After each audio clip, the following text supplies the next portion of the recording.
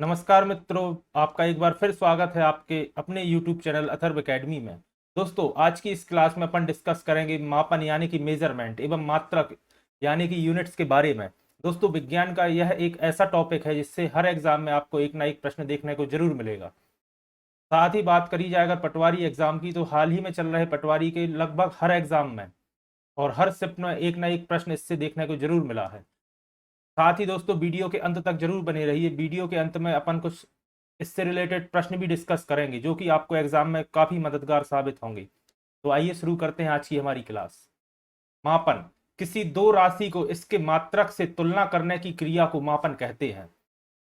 मात्रक दो प्रकार के होते हैं, मूल मात्रक एवं व्युत्पन्न मात्रक। मूल मात्रकों की संख्या दोस्तों 7 होती है और व्युत्पन्न मात्रक वह होते हैं जो मूल मात्रकों द्वारा उत्पन्न किए गए हैं। आइए तो सबसे पहले मूल मात्रक के बारे में जान लेते हैं।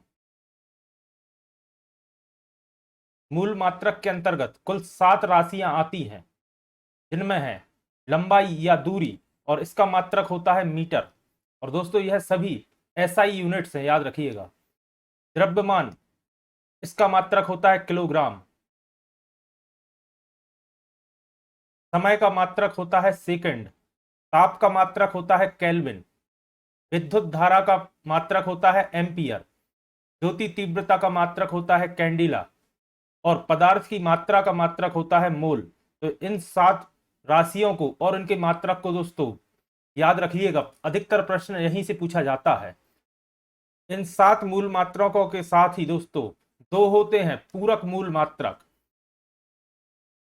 जिसमें है कोण का मात्रक होता है रेडियन एवं घन कोण का मात्रक होता है स्टेरेडियन, याद रखिएगा। अब जान लेते हैं व्युत्पन्न मात्रकों के बारे में। ऐसे मात्रक जिनकी उत्पत्ति मूल मात्रकों से होती है व्युत्पन्न मात्रक कहलाते हैं। आइए इनके बारे में भी डिस्कस कर लेते हैं। पहला है आवृत्ति, और इसकी यूनिट होती है या इसका मात्रक होता है हर्ट्ज, याद रखिएगा। दाब, या इसे ही प्रतिबल कहते हैं, और इसका मात्रक होता है पास्कल, याद रखिएगा। साथ ही दोस्तों, ऑप्शन में दोस्तों पास्कल की वैल्यू भी कई बार पूछ ली जाती है, तो याद रखिएगा दाब का मात्रक या तो पास्कल मिलेगा आपको या फिर न्यूटन पर मीटर स्क्वायर मिलेगा। प्रति इकाई क्षेत्रफल पर लगाया हुआ भार, याद रखिएगा। बल की यूनिट होती है न्यूटन। ऊष्मा, कार्य, ऊर्जा, इन तीनों का मात्रक होता है जूल, याद रखिएगा। शक्ति का मात्रक वाट होता है। विभवांतर, विद्युत विभव का होता है वोल्ट। विद्युत आवेश का होता है कूलम। ज्योति तीव्रता का होता है कैंडेला। विद्युत धारा धारा का होता है फैराडे।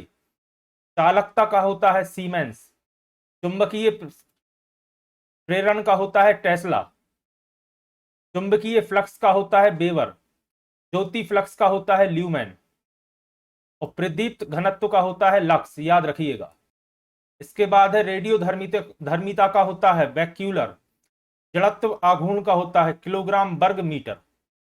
संवेग का होता है किलोग्राम मीटर प्रति सेकंड, याद रखिएगा।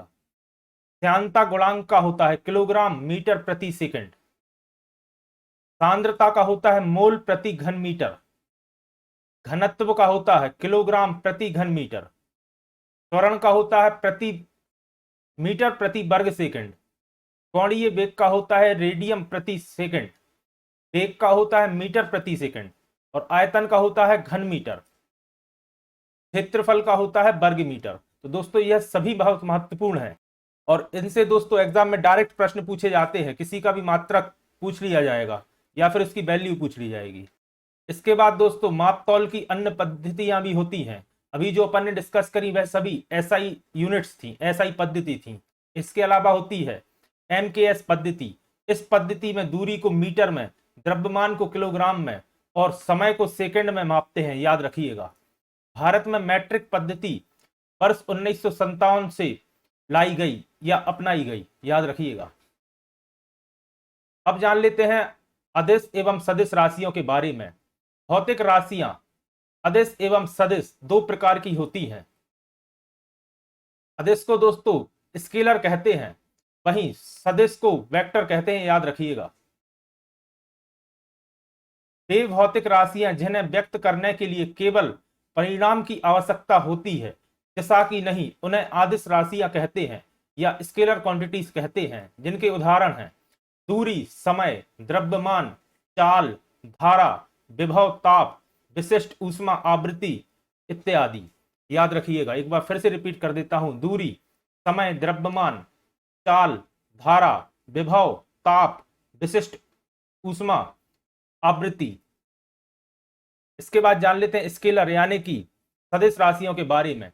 वे भौतिक राशियां जिन्हें व्यक्त करने के लिए परिणाम के साथ साथ दिशा की आवश्यकता भी होती है, उन्हें सदिश राशियां या वेक्टर क्वांटिटीज कहते हैं, जिनके उदाहरण हैं विस्थापन, वेग, त्वरण, बल, भार, संवेग, आवेग, विद्युतीय क्षेत्र, चुंबकीय बल, बल क्षेत्र, धारा, घनत्व आदि। याद रखिएगा। और वेक्टर राशियों के लिए प्रदर्शन करने के लिए दोस्तों इस तरह से एरो भी लगाया जाता है, आपने शायद देखा हो। अब जान लेते हैं कुछ महत्वपूर्ण प्रश्न जो कि आपको एज इट इज एग्जाम में देखने को मिल सकते हैं।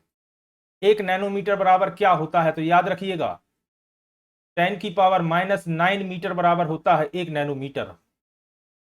1 बाइट बराबर कितना होता है? तो दोस्तों 1 बाइट में 8 बिट्स होते हैं, याद रखिएगा। अंतरराष्ट्रीय स्तर पर कच्चे तेल को मापने की इकाई क्या है? तो दोस्तों जैसा कि आप सभी जानते होंगे, कच्चे तेल को बैरल की मात्रा में मापा जाता है, या बैरल कच्चे तेल को मापने की अंतरराष्ट्रीय इकाई होती है। साथ ही याद रखिएगा एक बैरल 159 लीटर का होता है। अगला प्रश्न है, एक बैरल कच्चा तेल किसके बराबर होता है? जैसा कि अपन ने अभी डिस्कस किया, 159 लीटर या फिर 42 यूएस गैलन के बराबर होता है। अगला प्रश्न है, भारत में भूमि मापने के लिए कौन सी इकाई प्रचलित है? तो दोस्तों भारत में कई इकाइयों से भूमि मापी जाती है, जिसमें है एकड़, बीघा, किला। इस किला को दोस्तों कई जगह किला भी कहा जाता है, याद रखिएगा। एवं चैनल। ऑप्शन में आपको इनमें से कोई भी एक दे दी जाएगी और पूछा जाएगा कि इनमें से कौन सी है, तो उसका सही जवाब होगा यही।